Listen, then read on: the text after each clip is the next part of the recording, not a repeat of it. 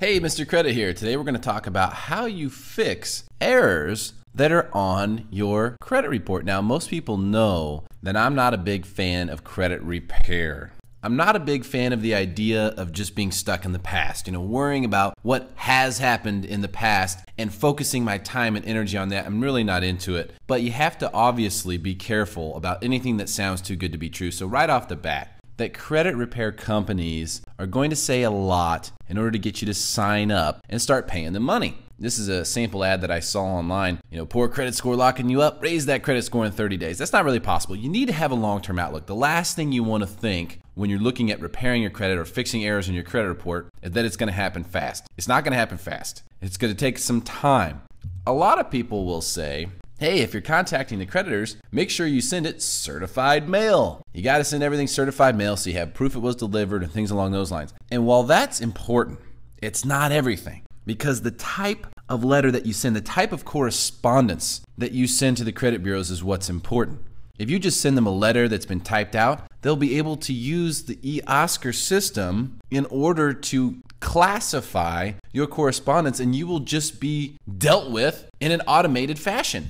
And that's not how you do it. If you want to contact the creditors, you've got to send it certified mail, but you need to send 10 pages all stapled together. I mean, you just need to make it a mess. You need to send correspondence to the credit bureaus and the creditors that is very difficult for them to use an automated system to decipher. You need to get a human being to read it. Not only are you contacting creditors, you're trying to contact the credit bureaus who are like out in some island somewhere, who knows where. When your file is being worked on by the credit bureaus, it's very unlikely that the person who's working on it speaks English as the first language. It's just a bottom line. They outsource a ton of their jobs so that they can get cheap labor and ultimately make money on the dispute process. That's part of the reason why they want you to dispute items, but they want you to use their method. Because with their method, very rarely anything needs to be done, but they get to rake money in. You see, you need to do your own credit repair in a way that allows you to control what's going on, that ensures your message will be read by a human being who can sympathize with your situation and hopefully help correct it.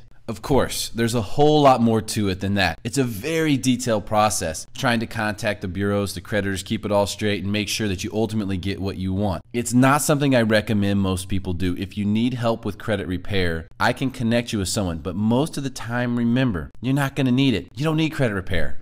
You just need to focus on the future and get away from the past. However, there are those situations where someone has something very significantly negative that is incorrect and that needs to be fixed, in which case, here's exactly what you should do. You got to have a predetermined plan of action. Make it a one-year plan. Okay, day 1, we're going to send the letters. Day 30, we should have responses. Day 60, we should be sending our second round or follow-up correspondence. Day 90, you have to make the one-year plan and then follow it. That way you know how long it's going to take. You know what type of energy you're going to put into it over that given period of time. And you know when you should have results by. You have to be persistent. You have to keep after it. And you have to be patient too. It's tough to be persistent and be patient, but you have to if you want to have any success with creditors and the credit bureaus. One of the things that happens to a lot of people who try this, who have any success, is they'll get one credit bureau to do something, but not the other two. Or they'll get 2 to correct an item, but not the third one. And that's the one that's holding them back. Happens all the time. And that's why, in my opinion, this should not be your focus. Your focus should be on the future. It should be establishing positive accounts. The creation of positive accounts on your credit report is going to mean more to you and your credit score